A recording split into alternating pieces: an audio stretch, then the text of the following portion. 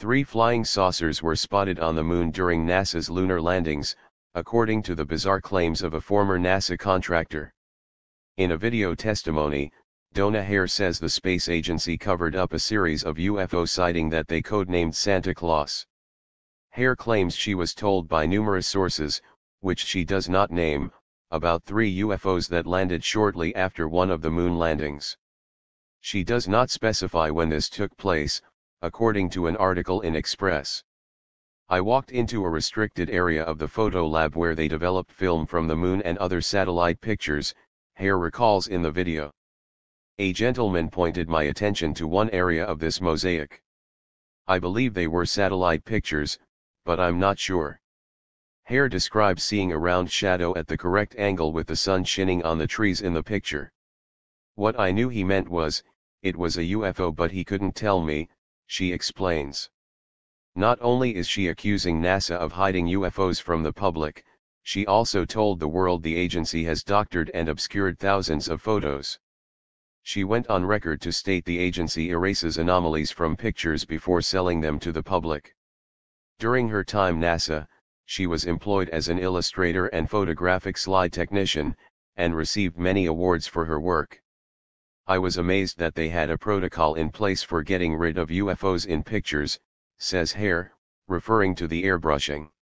She describes an event when a coworker, how heard the astronauts' experience on the moon when the UFOs landed, came to her personally. As a precaution, astronauts were debriefed and I knew a man who was in the room with them. One of the men that was in a quarantine area with the astronauts who witnessed the 3 UFOs supposedly contacted her. This man was in quarantine with them and was part of their debriefing, she says.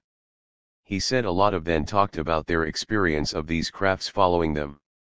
I believe there were 3 of them on the moon when they landed, and I believe that the code word for them was Santa Claus. She claims NASA threatened those who dared speak about the sightings or airbrushing pictures, specifically that they will lose their retirement. Giving one occurrence, she claims a man, who was a security guard at NASA, came into her office, and said he was scared for his life. He said soldiers made him burn pictures, but he couldn't look at them, Hare explains. He looked at one picture, where he saw a UFO on the and then shortly after he was hit in the head with the butt of a gun. Hare says she has told most of her friends and family, but has not received any backlash from officials. They didn't threaten to kill me, but I got the message I shouldn't talk about it, she explains. But I'd already talked about it so much it didn't really matter anymore. And like I said at the 1997 congressional briefings, I really started feeling like this topic was like sex. You know, everybody knew about it but nobody talked about in mixed company. NASA has yet to respond to dailymail.com about the claims.